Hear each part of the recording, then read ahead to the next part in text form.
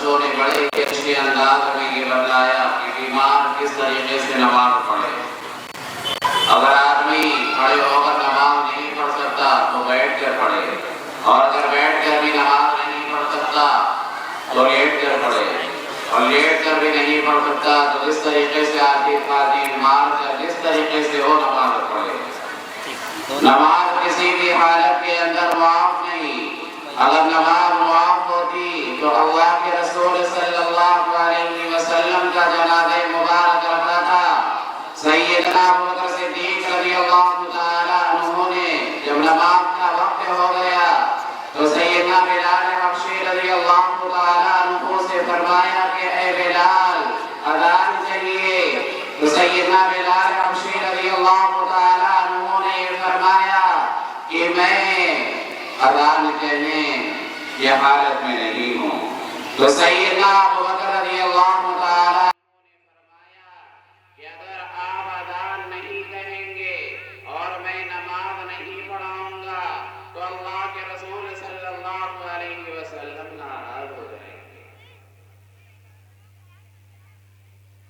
تو سیدنا بلال حبشی رضی اللہ تعالیٰ عنہ نے جب یہ سنا تو فوراً کھڑے ہوئے اور اذان دینا شروع کی، اور یہ فرمایا کہ اللہ کے رسول صلی اللہ علیہ وسلم ناراض ہو جائیں گے اگر میں اذان نہیں دوں گا اور آپ نماز نہیں پڑھائیں گے تو اللہ کے رسول صلی اللہ علیہ وسلم ناراض ہو جائیں گے۔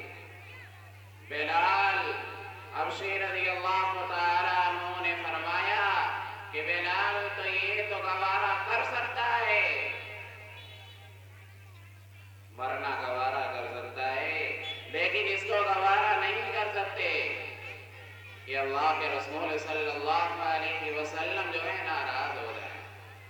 تو اذان دینا شروع کی، 11 مرتبہ بے ہوش ہوئے لیکن اذان کو مکمل کیا، اور سیدنا ابو بکر رضی اللہ تعالی عنہ نے نماز پڑھائی۔ جب نماز مکمل ہو گئی تو صحابہ یہ کہتے ہیں کہ ہم نے سیدنا ابو بکر رضی اللہ تعالی عنہ نے جو نماز پڑھائی ہے اس کے اندر ہم نے رونے کے سوا کچھ نہیں پایا۔ نماز پڑھانے کے بعد سیدنا ابو بکر رضی اللہ تعالی عنہ نے فرمایا کہ ہم نے وہ کام کر دیا جس سے اللہ کے رسول صلی اللہ علیہ وسلم خوش ہو جائیں گے۔ محترم حضرات سامعین کرام، نماز کسی بھی حالت کے اندر معاف نہیں۔ اگر معاف ہوتی تو میدان کربلا کے اندر سیدنا حسین رضی اللہ تعالی عنہ کو اپنا سر کٹانا نہ پڑتا۔ اگر وہ چاہتے تو نماز کو قضا کر سکتے تھے، کسی کی ہمت نہیں تھی، مجال نہیں تھی کہ سیدنا حسین رضی اللہ تعالی عنہ سے مقابلہ کر سکے۔ جب نماز کا وقت ہوا تو سیدنا حسین رضی اللہ تعالی عنہ نے فرمایا کہ مجھے پانی چاہیے کہ میں وضو کروں گا، نماز کا وقت ہو گیا ہے، میں نماز پڑھوں گا۔ تو سامنے والوں نے یہ فرمایا کہ آپ کو نماز پڑھنی ہے، پڑھیے، ہم پانی نہیں دیں گے۔ تو سیدنا حسین رضی اللہ تعالی عنہ نے فرمایا تھا، آسمان کی طرف اپنی نگاہ کو کر کے یہ فرمایا تھا، یہ لوگ کیا سوچتے ہیں کہ اگر یہ لوگ مجھے پانی نہیں دیں گے تو میں نماز کو ترک کر دوں گا، چھوڑ دوں گا۔ اگر یہ لوگ مجھے پانی نہیں دیں گے تو میں میدان کربلا کی مٹی سے میں وضو کر کے تیمم کر کے میں نماز پڑھوں گا، لیکن نماز میں قضا نہیں کروں گا۔ تو ایسا ہی کیا، اور نماز کی حالت میں بدبختوں نے سیدنا حسین رضی اللہ تعالی عنہ کے دونوں موڑوں کو الگ کر دیا اور اسی میں شہید ہوئے۔ ہمارے نوجوانوں کے لیے اس کے اندر سبق ہے کہ ہم جب چاہتے ہیں، جہاں چاہتے ہیں، نماز کو ترک کر دیتے ہیں، چھوڑ دیتے ہیں کہ مجھے بہت کام ہے کہ میں نماز کو بعد میں پڑھوں گا، تو بعد میں پڑھیں گے تو بعد ہی رہ جاتی ہے۔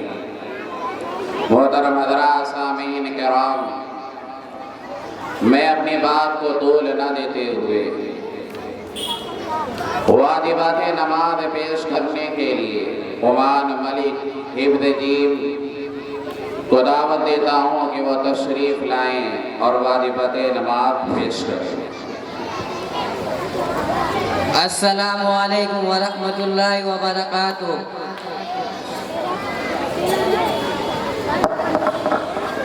میں آپ تمام حضرات کے سامنے نماز کے واجبات پیش کرنے جا رہا ہوں۔ وہ چیزیں جو اگر بھولے سے چھوٹ جائے تو سجدہ سو کرنا پڑتا ہے۔ نمبر 1، فرض نماز کی صرف پہلی 2 رکعتوں اور تمام نمازوں کی ہر رکعت میں سورہ فاتحہ پڑھنا۔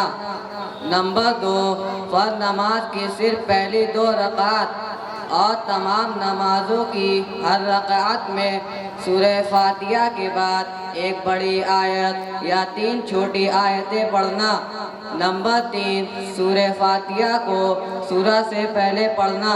نمبر 4، قرأت کے بعد رکوع اور رکوع کے بعد سجدہ ترتیب قائم رکھنا۔ نمبر 5، قوما کرنا یعنی رکوع سے اٹھ کر سیدھا کھڑا ہونا۔ نمبر 6، جلسہ کرنا یعنی دونوں سجدوں کے درمیان اطمینان سے اچھی طرح بیٹھنا۔ نمبر 7، تعدیل ارکان یعنی رکوع، سجدہ وغیرہ کو اطمینان سے اچھی طرح ادا کرنا۔ نمبر 8، قاعدہ اولیٰ یعنی 3 اور 4 رکعت والی نمازوں میں 2 رکعت کے بعد تشہد پڑھنے کے مقدار بیٹھنا۔ نمبر 9، دونوں قاعدوں میں تشہد پڑھنا۔ نمبر 10، امام کو فجر، مغرب، عشاء، جمعہ، عیدین، تراویح اور رمضان المبارک کی وتروں میں زور سے قرأت کرنا۔ نمبر 11، ظہر اور عصر کی نمازوں میں آہستہ قرأت کرنا۔ نمبر 12، لفظ سلام سے نماز ختم کرنا۔ نمبر 13، نماز وتر کی تیسری رکعت میں دعائے قنوت پڑھنا۔ نمبر 14، دونوں عیدوں میں 6 زائد تکبیریں اللہ اکبر کہنا۔ السلام علیکم۔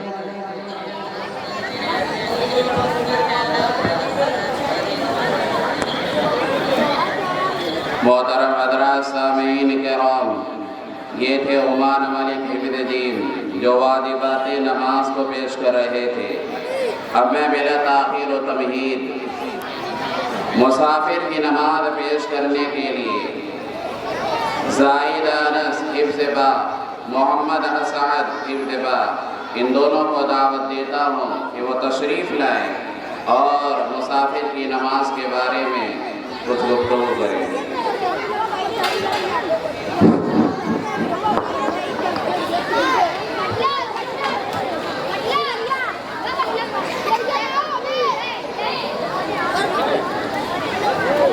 السلام علیکم ورحمۃ اللہ وبرکاتہ۔ وعلیکم السلام ورحمۃ اللہ وبرکاتہ۔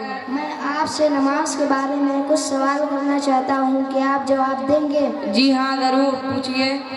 آدمی مسافر کب بنتا ہے؟ جب کوئی شخص 48 میل تقریباً 78 کلومیٹر سفر کرنے کا ارادہ کر کے آبادی سے باہر نکلے تو وہ شریعت کی نظر میں مسافر ہو جائے گا، چاہے یہ سفر گھنٹوں میں طے ہو یا منٹوں میں۔ کن کن نمازوں میں قصر کرے گا؟ مسافر ظہر، عصر اور عشاء کی فرض نمازوں میں قصر کرے۔ مسافر اگر پوری نماز پڑھے تو کیا حکم ہے؟ مسافر اگر ظہر، عصر اور عشاء کی نماز 4 رکعت جان بوجھ کے پڑھے تو وہ گنہگار ہوگا۔ مسافر قصر کب سے شروع کرے گا؟ جب مسافر اپنی بستی کی حد سے باہر نکلے تو وہاں سے قصر شروع کرے گا۔ السلام علیکم ورحمۃ اللہ وبرکاتہ۔ وعلیکم السلام ورحمۃ اللہ وبرکاتہ۔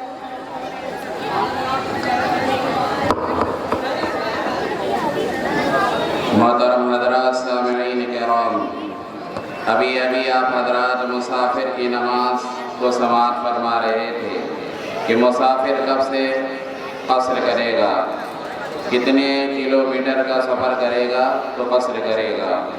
اب میں मोहम्मद हाशिम, मोहम्मद फैसल, हिफ्ज़ दीन के बच्चों को दावत देता हूँ कि वो तशरीफ़ लाएँ और क़यामत की निशानी और तक़दीर के बारे में कुछ बतलाएँ।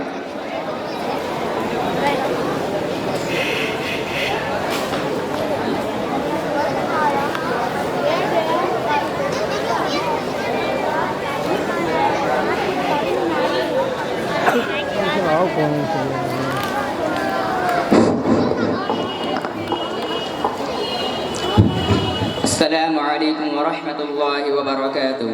वालेकुम अस्सलाम व रहमतुल्लाहि व बरकातुहू। मैं आपसे अक़ायद के बारे में कुछ सवाल करना चाहता हूँ, क्या आप उसका जवाब देंगे? जी हाँ। हमारे नबी का नाम क्या है? हमारे नबी का नाम हज़रत मोहम्मद सल्लल्लाहु अलैहि वसल्लम है। सबसे पहले नबी कौन है? सबसे पहले नबी हज़रत आदम अलैहिस्सलाम है। सबसे आखिरी नबी कौन है? सबसे आखिरी नबी हज़रत मोहम्मद सल्लल्लाहु अलैहि वसल्लम है। क्या हमारे नबी हज़रत मोहम्मद सल्लल्लाहु अलैहि वसल्लम के बाद क़यामत तक कोई नया नबी आएगा? हमारे नबी हज़रत मोहम्मद सल्लल्लाहु अलैहि वसल्लम के बाद क़यामत तक कोई नया नबी नहीं आएगा। हमारे नबी सल्लल्लाहु अलैहि वसल्लम के बाद जो शख्स अपने नबी होने का दावा करे वो कैसा है? हमारे नबी सल्लल्लाहु अलैहि वसल्लम के बाद जो शख्स अपने नबी होने का दावा करे वो सबसे बड़ा झूठा है। तमाम नबियों में सबसे अफजल कौन है? तमाम नबियों में सबसे अफजल हमारे नबी हज़रत मोहम्मद सल्लल्लाहु अलैहि वसल्लम है। रसूलों पर ईमान लाने का क्या मतलब है? रसूलों पर ईमान लाने का मतलब ये है कि हम इन सब को अल्लाह का सच्चा रसूल समझे। क़यामत का दिन किसे कहते हैं? जिस दिन तमाम इंसान मर जाएंगे, ज़मीनों आसमान और पूरी कायनात तबाह बर्बाद हो जाएंगी, उस दिन को क़यामत का दिन कहते हैं। तमाम इंसान और जानदार कैसे मर जाएंगे? हज़रत इसराफिल अलैहिस्सलाम सूर फूकेंगे इसकी डरावनी आवाज़ से और हर चीज़ टूट फूट कर फना हो जाएंगी। क़यामत कब आएगी? उसका ठीक वक्त अल्लाह ताला के अलावा कोई नहीं जानता। क्या हमारे पैगंबर सल्लल्लाहु अलैहि वसल्लम ने क़यामत की कुछ निशानियाँ बताई हैं जिनको देखकर क़यामत का करीब आना मालूम हो सकता हो? जी हाँ।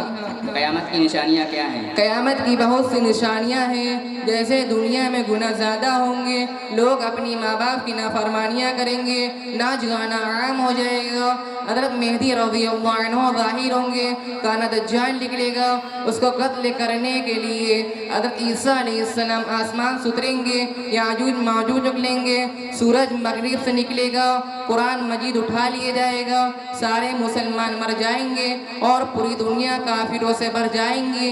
जब ये सारी चीज़ें हो जाएंगी तो उस वक्त हज़रत इसराफिल अलैहिस्सलाम सूर फूकेंगे और क़यामत कायम हो जाएंगी।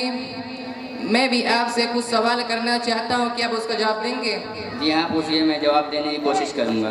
तकदीर किसे कहते हैं? सारे आलम में जो कुछ हुआ होता है और होगा, तमाम चीज़ों का अल्लाह ताला को पहले से इल्म है। अल्लाह ताला के इसी इल्म को तकदीर कहते हैं। अच्छी बुरी हालात सब किसकी तरफ से है? अच्छे बुरे हालात सब अल्लाह ताला की तरफ से हैं। अगर अच्छी हालात पेश आए तो क्या करना चाहिए? अगर अच्छे हालात पेश आए तो अल्लाह ताला का शुक्र अदा करना चाहिए। अगर बुरे हालात पेश आए तो क्या करना चाहिए? अगर बुरे हालात पेश आए तो तौबा व इस्तिग़फ़ार करना चाहिए। जिन चीज़ों का होना मुक़द्दर है, क्या इनको कोई रोक सकता है? जिन चीज़ों का होना मुक़द्दर है, इनको अल्लाह ताला के अलावा कोई नहीं रोक सकता। तकदीर के बारे में हमें क्या तालीम दी गई है?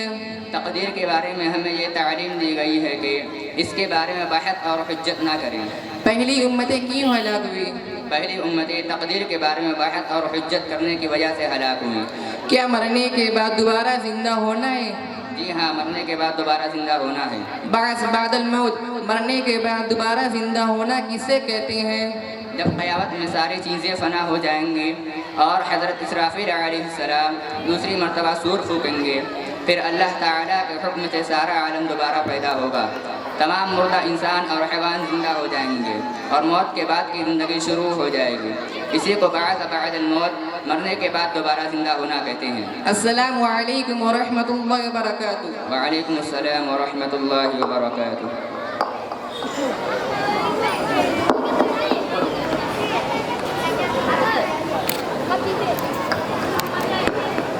محترم حضرات سامعین کرام، اب آپ حضرات مطمئن ہو جائیں اور سامنے جو طلبہ دور دور بیٹھے ہیں وہ مل مل کر بیٹھ جائیں۔ دنیا کے اندر تو آدمی آگے بڑھنا چاہتا ہے، ہر آدمی کو کرسی چاہیے، لیکن دینی کاموں کے اندر ہم لوگ کیا کرتے ہیں؟ سستی اور کاہلی کرتے ہیں۔ تو تمام طلبہ جو دور دور بیٹھے ہیں، بیچ میں جگہ خالی ہے، اسے پر کریں۔ محترم حضرات سامعین کرام، آپ حضرات دل تھام کر بیٹھیے کہ اب دینی موضوع کے اوپر، دین کی اہمیت اور افادیت کے اوپر ایک دلچسپ مکالمہ ہونے والا ہے، جس کے لیے میں محمد وارث، محمد ریحان، محمد اسعد، شفیق افضل، یہ جہاں کہیں بھی ہوں تشریف لے آئیں۔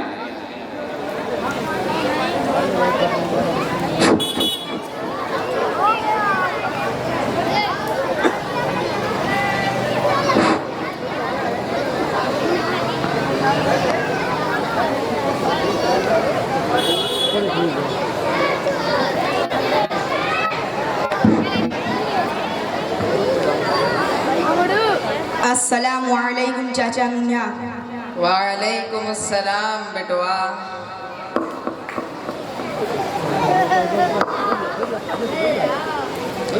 یہ گٹھری وٹھری لے کر کہاں جا رہے ہو؟ گھروا ہم لوٹت رہے، سوچا توری چاچی خاطر ساگ سبزی لے لوں۔ اس عمر میں آپ پیدل جا رہے ہو؟ کوئی لڑکا نہیں جس سے آپ سودا منگا لو؟ ارے بیٹوا، دن دن کی حال نہ پوچھ، بیٹوا بیٹی پوتا پوتی سب ہیں، لیکن جیسا ہم سب کہات ہیں، 100 پترو رام کی اکو نہیں کام کی، یہی ہمارا حال ہو۔ ارے چاچا ایسے کیوں کہہ رہے ہو؟ اولاد تو اللہ تعالیٰ کی نعمت ہے، آپ اپنے بیٹوں سے اتنا ناراض کیوں ہو؟ ارے بیٹوا،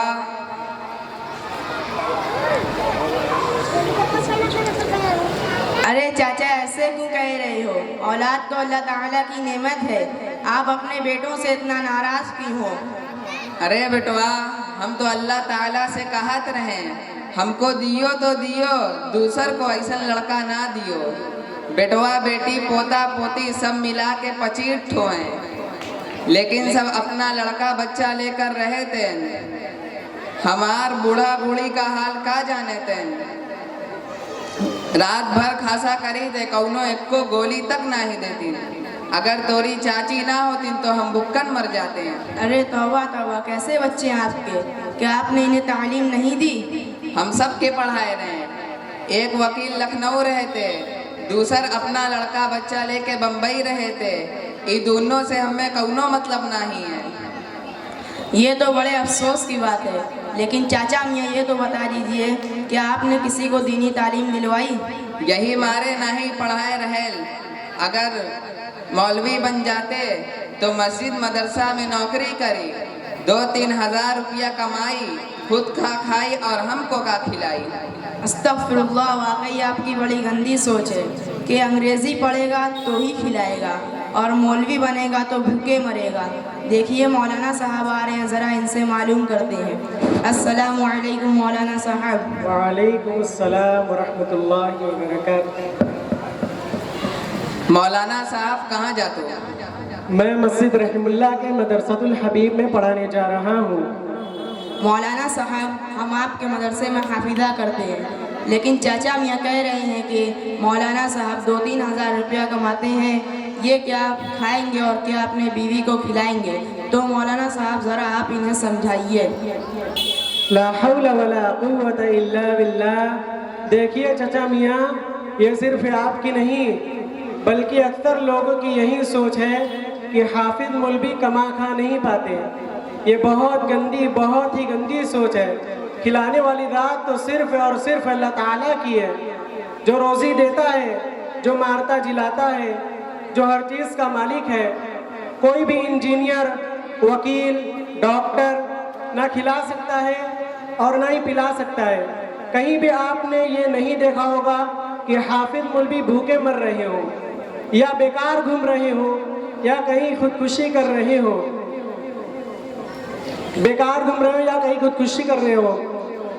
कभी कभी तो ऐसा में आता है कि फला डॉक्टर ने खुदकुशी कर ली, फला वकील ने खुद को गोली मार ली, फला दरोगा ने तंग आकर छत से फांसी लगा ली। क्या चचा मियाँ ऐसा है कि नहीं? सुना तो ऐसन बहुत है। अगर हमार पोता पोती एक को कहना ना माने थे तो बोला हम का करी। देखिए चचा मियाँ, अगर आप अपने बच्चों को दीनी तालीम देते तो हरगिज़ ऐसा ना होता। वो आपका कहना मानते हैं, आपकी खिदमत में लगे रहते हैं। यही हमारे इस्लाम में सिखाया जाता है। हाँ, कुछ आवा। अच्छा, आपको दीन के बारे में कुछ तो मालूम होगा। काहे खाली तही मुसलमान है का, हम कुछ ना जानी थे। अच्छा, गुस्ल में कितने फ़र्द हैं? गुस्ल में 7 फर्ज हैं। कौन कौन से? नंबर 1, सबसे पहले बनियान खोलना। नंबर 2, मंजनवा बरसवा का होना। नंबर 3, तौलिया लुंगिया का होना। नंबर 4, लुटवा बल्टिया का होना। नंबर 5, पेशाब करना। नंबर 5, पेशाब करना। नंबर 6, थू कर नहाना। नंबर 7, वज़ू करके जुम्मा की नमाज पढ़ना। अस्तगफिरुल्लाह, वाकई आपके हिसाब से ना होंगे।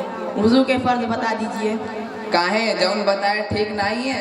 नहीं, बेइज्जती नहीं कर रहा हूँ, जानकारी कर रहा हूँ, ताकि आप मुसलमान हैं, आपकी दाढ़ी है और आपके बाल सफ़ेद हो चुके हैं। वज़ू में 13 फर्ज हैं। नंबर 1, मुसलमान घर में पैदा होना। नंबर 2, दाढ़ी का होना। नंबर 3, हाफिज मौलवी या कम से कम कुरान पढ़े हुए होना।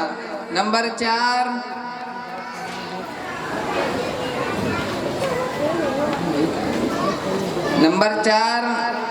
बस ला हौला वला कुव्वता इल्ला बिल्लाह। आपने कमाल कर दिया। फ़र्द बताया नहीं, पता नहीं क्या क्या बता दिया। कहाँ से सीखा आपने? अपने मदरसे से सीखा। अगर हमरे उम्र के होते तो पता चलते। देखिए, मौलाना साहब के साथ एक बच्चा आया है, ज़रा इससे मालूम करते हैं। बेटवा, तू गुस्ल के फ़र्ज सुनाओ। चचा जान, गुस्ल में 3 फ़र्ज है। नंबर 1 मरतबा मुँह भरकर कुल्ली करना। नंबर 2, 1 मरतबा नाक की हड्डी तक पानी पहुँचाना। नंबर 3, 1 मरतबा पूरे बदन पर इस तरह पानी बहाना कि एक बाल बराबर भी कोई जगह सूखी ना रहे। माशा अल्लाह। बेटवा, अब तो वज़ू के फ़र्ज सुनाओ। चचा जान, वज़ू में 4 फ़र्ज है। नंबर 1, पेशानी के बालों से थोड़ी के नीचे तक, 1 कान की लौ से दूसरे कान की लौ तक पूरा चेहरा 1 मरतबा धोना। नंबर 2, 1 मरतबा दोनों हाथों को केवनियों समेत 1 मरतबा धोना। नंबर 3, 1 मरतबा चौथाई सर का मसा करना। नंबर 4, दोनों पाँव टखनों समेत 1 मरतबा धोना। सुना चाचा मियाँ?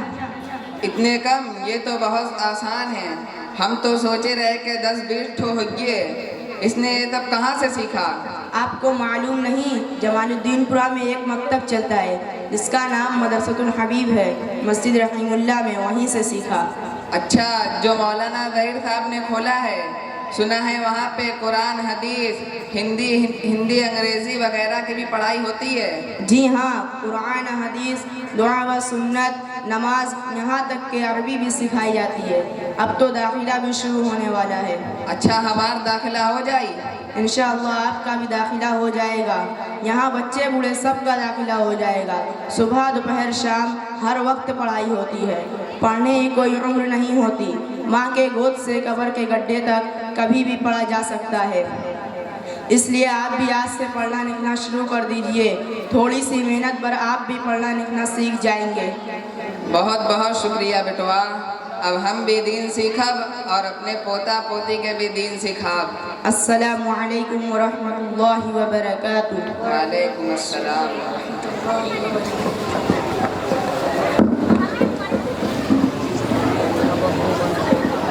मोहतरम हज़रात, सामिईन किराम, ابھی آپ حضرات بہترین مکالمہ سماعت فرما رہے تھے ان بچوں سے۔ آج ہمارے سماج، سوسائٹی، کمیونٹی کے اندر لوگوں کا یہی حال ہے، لوگوں کی یہی سوچ ہے کہ ہم اگر اپنے بچے کو حافظ قرآن بنائیں گے یا عالم دین بنائیں گے تو کیا کمائے گا؟ 2000 4000 کمائے گا تو کیا وہ خود کھائے گا اور کیا اپنے بیوی بچوں کو کھلائے گا؟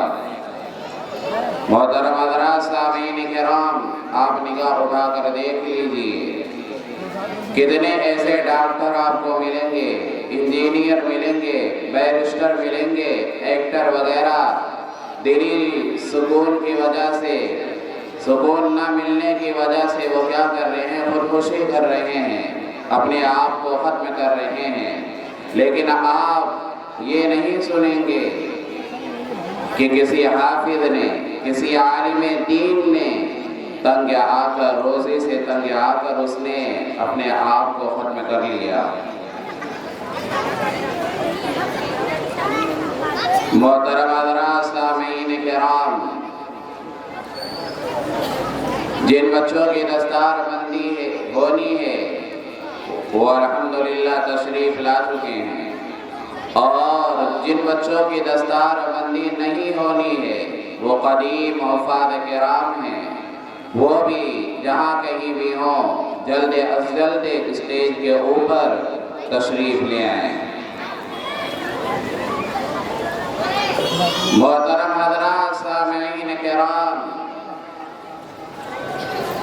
میں اکیلا ہی چلا تھا جانب منزل مگر، میں اکیلا ہی چلا تھا جانب منزل مگر، لوگ آتے گئے اور مجمع بنتا گیا۔ اب میں پھر ایک مرتبہ اپنے صدر محترم کا تعارف کراتا چلوں کہ آج کے اس جلسے کی صدارت فرما رہے ہیں ہمارے استاد محترم، مخدوم گرامی، حضرت مولانا مفتی سفیان احمد صاحب مظاہری دامت برکاتہم العالیہ، خلیفہ و مجاز بیت، امیر المومنین فی الحدیث، شیخ محمد یونس جون پوری رحمہ اللہ تعالی، و سرپرست مدرسۃ الحبیب و سابق شیخ الحدیث جامعہ عربیہ مطلع العلوم کمن گڑھا بنارس، ہم حضرت والا کی صدارت پر ناز کرتے ہیں اور تمام اراکین کی جانب سے اس کی تائید بھی کرتے ہیں، حضرت کی صدارت کی تائید بھی کرتے ہیں۔